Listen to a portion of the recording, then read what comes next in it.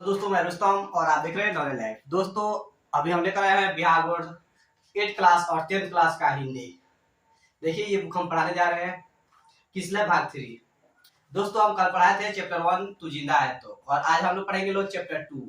ये चैप्टर 2 किसले भाग 3 का है जो स्पेशली क्लास 8 के लिए है और बिहार बोर्ड मुस्लिम बच्चों के लिए नॉन हिंदी का आता है, जो मैट्रिक में 100 नंबर का एग्जाम होता है। ठीक है, इसमें से बाकी व्याकरण आता है और किताब का क्वेश्चन आंसर आता है। दोस्तों आज लेसन पढ़ेंगे 2, ये है ईदगाह। ईदगाह पाठ ही कौन सी विधा है तो कहानी है। ईदगाह कहानी है और इसके लेखक है प्रेमचंद्र। कौन है? प्रेमचंद्र। इनका ओरिजिनल नाम मतलब बचपन का नाम धनपत राय था और ये यूपी में वाराणसी में पैदा हुए थे। इनका जो कहानी है उस कहानी का मुख्य पात्र है हामिद। ये 4-5 साल का छोटा सा बच्चा है। उसके दादी का नाम है अमीना। दादी का नाम क्या है? अमीना। इसके अलावा मोहसिन जो जिसके पास 15 पैसे थे, महमूद जिसके पास 12 पैसे थे, नूरे, सामी, इस तरह से इसके कुछ दोस्तों का इसमें नाम दिया गया है। तो दोस्तों चलिए शुरू करते हैं हम लोग ईदगाह कहानी। सबसे पहले हम पीला ब्रैकेट को पढ़ेंगे। लिखा है प्रेमचंद रचित यह कहानी बाल मनोविज्ञान पर आधारित है, यानी कि बच्चों के साइकोलॉजिकल दिमाग के बारे में बताया गया है। यह कहानी वंचित बचपन के परिस्थितियों पर मार्मिक ढंग से टिप्पणी करती है, यानी कि बच्चा जब अभावग्रस्त जीवन जीता है तो बचपन में किस तरह से बड़ों की तरह सोचना शुरू करता है, इसके बारे में बताया गया है। ठीक है, अभावग्रस्त जीवन बाल मन को वयस्क की तरह सोचने के लिए मजबूर करता है। हामिद खिलौने की जगह अपनी दादी के लिए चिमटा खरीद कर लाता है और दादी अमीना के लिए यह दृश्य गहरी संवेदना और लिखा है संवेदना की अभिव्यक्ति का कारण बनता है। दादी को लगता है काश इस बच्चे को भी वह सब कुछ मिलता जो पड़ोस के बच्चों को मिलता है। यानी हामिद ईद के मेला जाता है और ईदगाह से अपनी दादी के लिए खिलौने ना खरीदकर, मिठाई ना खरीदकर, बल्कि चिमटा खरीदता है, क्योंकि उसके पास दादी के पास चिमटे नहीं थे और रोटियां बनाते समय उसकी उंगली जल जाती थी। चलिए शुरू करते हैं कहानी। आप लोगों के पास किताब होगा तो पेज नंबर 3 निकालकर सामने रखिए, बेहतर समझ में आएगा। लिखा है रमजान के पूरे 30 रोजों के बाद आज ईद आई है। गांव में कितनी हलचल है। ईदगाह जाने की तैयारियां हो रही है। लड़के सबसे ज्यादा प्रसन्न है। यानी ईद रमजान के कितने रोजे के बाद आती है? इसमें 30 रोजे के बाद, हालांकि 29 और 30 दोनों होता है। फिर आगे लिखा है सबसे ज्यादा अगर कोई खुश है तो छोटे छोटे बच्चे। उनकी जेबों में कुबेर का धन जो भरा हुआ है। कुबेर यानी कि हिंदू धर्म में माना जाता है कि ये पैसा के मतलब देवता है, लक्ष्मी और कुबेर। आगे लिखा है बार बार जेब से अपना खजाना निकालकर गिनते हैं और खुश होकर फिर रख लेते हैं। महमूद के पास 12 पैसे हैं। एग्जाम में पूछता है महमूद के पास कितने पैसे हैं? 12 पैसे हैं। मोहसिन के पास 15 पैसे हैं। कितने हैं? 15 पैसे हैं मोहसिन के पास। लिखा है इनसे तो अनगिनत चीजें खरीद सकते हैं, खिलौने, मिठाइयाँ, बिगुल, गेंद और न जाने क्या क्या। यानी बच्चों बहुत खुश है और सबसे ज्यादा पसंद है हामिद। इस कहानी का मुख्य पात्र है हामिद। वह 4-5 साल का गरीब सूरत दुबला पतला लड़का सबसे ज्यादा पसंद है। फिर आगे लिखा है जिसका बाप गत वर्ष यानी पिछले वर्ष हैजे की भेंट चढ़ गया और माँ न जाने क्यों पीली होती होती एक दिन मर गई। अब हामिद अपनी बूढ़ी दादी अमीना के साथ रहता है कि गोद में सोता है। ठीक है, हामिद कितने साल का है? 4-5 साल का। इसके जो पिताजी है उनको हैजा की वजह से इनका निधन हो गया। किसकी वजह से? हैजा बीमारी की वजह से। और माँ को पीलिया हो गया था, यानी पीली होती है तो ये पीलिया यानी जन्डिस हुआ था। ठीक है ना। अभी अपने दादी के पास रहता है, सोता है, वही उसकी पालन पोषण करती है। ठीक है, अभागिन अमीना यानी कि जिस स्त्री का भाग्य खराब हो अपनी कोठरी में बैठी रो रही है। आज ईद का दिन है और उसके घर में दाना नहीं। इस अंधकार और निराशा में वह डूबी जा रही थी।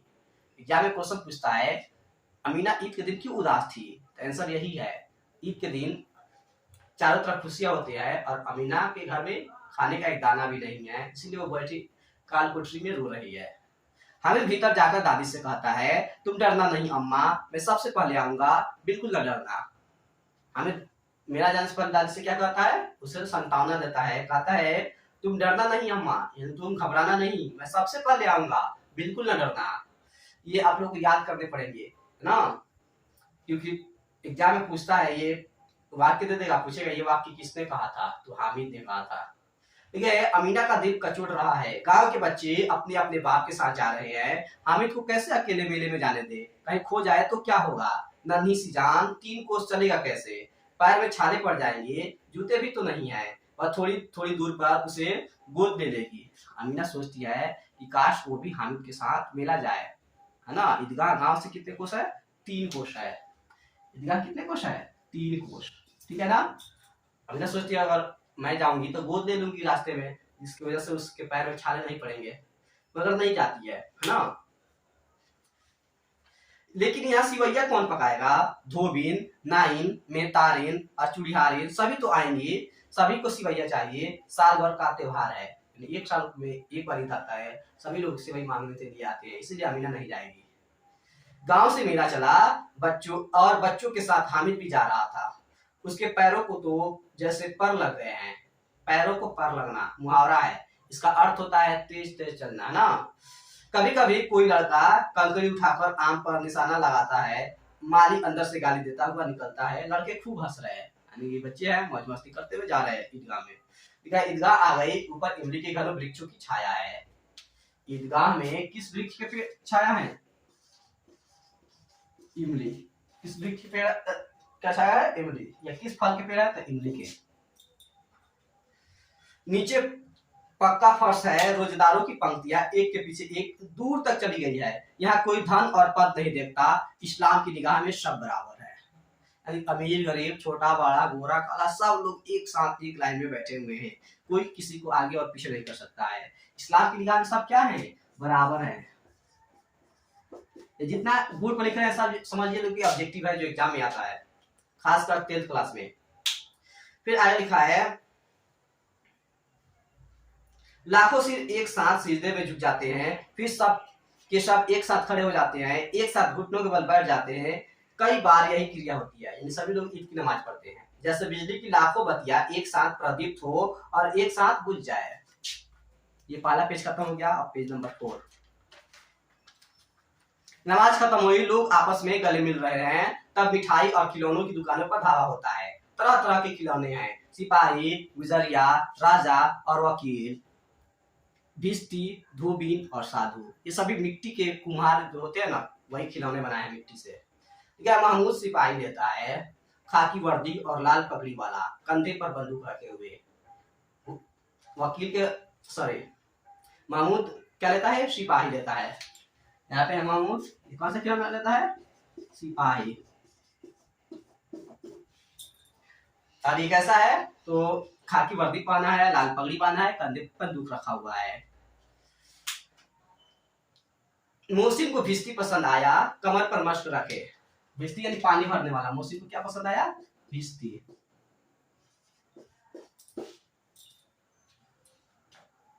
नूरे को वकील से प्रेम है, एक और लड़का है नूरे, ये कौन सा खिलौना खरीदता है, वकील।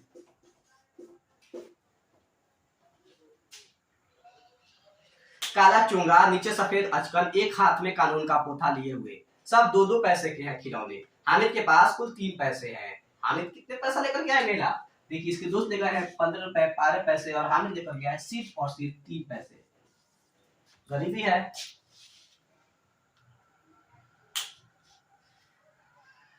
इतने महंगे खिलौने वह कैसे ले, देखिए लो, हामिद के पास सिर्फ 3 ही पैसे हैं, खिलौने 2 पैसे के मिलते हैं, इसीलिए उसके लिए सबसे ज्यादा महंगा है, इसीलिए वह खिलौने नहीं देता है। कहीं हाथ से छूट गया तो चूर चूर हो जाएगा, पानी पड़ा तो सारा रंग धुल जाएगा, ऐसे खिलौने लेकर वह क्या करेगा। सब अपने अपने खिलौनों की तारीफ कर रहे हैं, हामिद ललचाई आंखों से खिलौनों को देख रहा है, यानी कि बच्चा है, सोचता है कुछ देर के लिए खेलने के लिए मिल जाए, चाहता है कि जरा देर के लिए ही सही वह उन्हें हाथ में ले सकता। वह हाथ आगे बढ़ाता है, लेकिन लड़की तो त्यागी नहीं होते, विशेषकर जब अभी नया शौक है। हामिद ललचाता रह जाता है, वो चाहता है खेलने के लिए मिले, लेकिन उसके दोस्त भी बच्चे हैं, छोटे हैं, और उनको नया नया खिलौना खरीदे हैं तो थोड़े देंगे। मिठाइयों की दुकानें आती है, किसी ने रेवड़िया ली, किसी ने लिखा है गुलाब जामुन, किसी ने सोहन हलवा, मजे से खा रहे हैं। लेकिन हामिद अभागे के पास सिर्फ 3 पैसे है, क्यों नहीं कुछ लेकर खाता, यानी कि पैसा है लेकिन मिठाई खरीद कर नहीं खाता है। मोहसिन उसकी लजाई नजर देकर कहता है, हामिद रेवड़ी लेखा कितनी खुशबूदार है। जैसे ही हामिद हाथ फैलाता है, मोहसिन रेवड़ी अपने मुंह में रख लेता है। महमूद, नूरे और शमी खूब तालियां बजा बजा कर हंसते हैं। हामिद खिसिया जाता है, बच्चे हैं अपने में मौज मस्ती करते हैं। एक दूसरे को ललचा रहे, खा रहे, हामिद ललचता है ना, हाथ बढ़ाता है, लेकिन उसके दोस्त उसका मजाक उड़ाते हैं।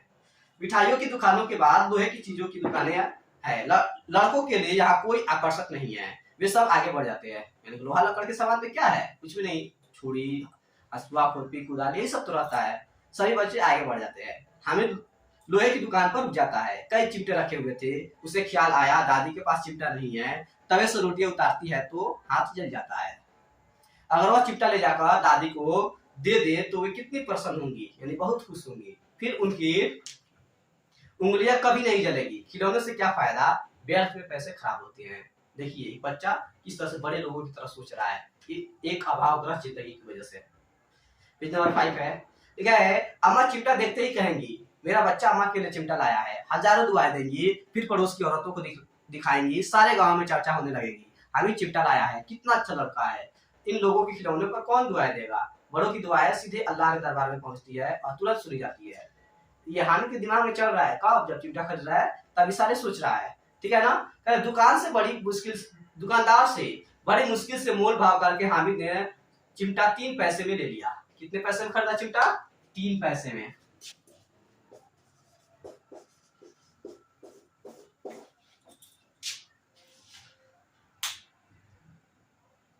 उसे कंधे पर रखा मानो बंदूक है और सांस से अकड़ता हुआ साथियों के पास आया। मौसी ने हंसकर कहा यह चिमटा क्यों लाया पगले, इससे क्या करेगा। महमूद बोला चिमटा कोई खिलौना है। फिर उसके दोस्त चिमटा देकर के मजाक उड़ा रहे हैं, मगर हामिद अच्छा जवाब देता है। देखिए हामिद बोला क्यों नहीं, अभी कंधे पर रखा तो बंदूक हो गई, हाथ में लिया फकीरों का चिमटा हो गया, चाहूं तो मंजीरे का काम ले सकता हूँ। एक चिमटा जमा दो तो तुम सबके सारे खिलौने की जान निकल जाए। तुम्हारे खिलौने मेरे चिमटे का बाल बाका भी नहीं कर सकते। मेरा शेर बहादुर शेर है चिमटा। देखिए हामिद अपने चिमटे की तारीफ कर रहा है और कह रहा है इसे फकीरों का चिमटा का इस्तेमाल कर सकता हूँ, मंजीरे का काम ले सकता हूँ, कंधे पर रखूंगा तो बंदूक हो जाएगा। मंजीरे जो खुदाई करने का काम आता है। आगे लिखा है समी ने खंजरी ली थी, प्रभावित होकर बोला मेरी खंजरी से बदलोगे। देखिए पहले खिलौना खरीदते हैं 2-2 पैसा मिट्टी के, अब हामिद के चिमटा से बदलने की बातें कर रहे हैं। हामिद ने खंजरी की ओर उपेक्षा से देखा है, जैसे तिरछी नजर से देख रहा है ना, इग्नोर करते हुए। यार मेरा चिमटा चाहे तो तुम्हारी खंजरी का पेट फाड़ डाले। चिमटा ने सभी को मोहित कर लिया। औरों ने 3-3, 4-4 पैसे खर्च किए पर कोई काम की चीज ना ले सके। हामिद ने 3 पैसे में रंग जमा लिया, यानी अब उसके दोस्त मोहित हो गए इसके चिमटे पर। सबने अपने अपने खिलौने देकर चिमटा पकड़ने का प्रस्ताव रखा। हामिद मान गया। हामिद भी बच्चा था, खिलौना देखना चाहता था, इसीलिए वह 1-1 मिनट के लिए चिमटा देगा और उनके बाकी का खिलौना लेकर देखेगा। चिमटा बारी बारी से सबके हाथ में गया और उनके खिलौने बारी बारी से हामिद के हाथ में आए। कितने खूबसूरत खिलौने हैं, पर उसका चिमटा तो रुस्तम हिंद है ना, सभी खिलौनों का बादशाह। सबसे अच्छा हामिद ने खरीदा है। गांव पहुंचकर बच्चों ने अपने अपने खिलौनों से खेला, पर थे तो मिट्टी के। ये खिलौने किस चीज से बने थे, जितने भी खिलौने थे ये सारे सारे सब मिट्टी के बने हुए थे और सब 2-2 पैसे के थे। कितने पैसे के, 2-2 पैसे के थे।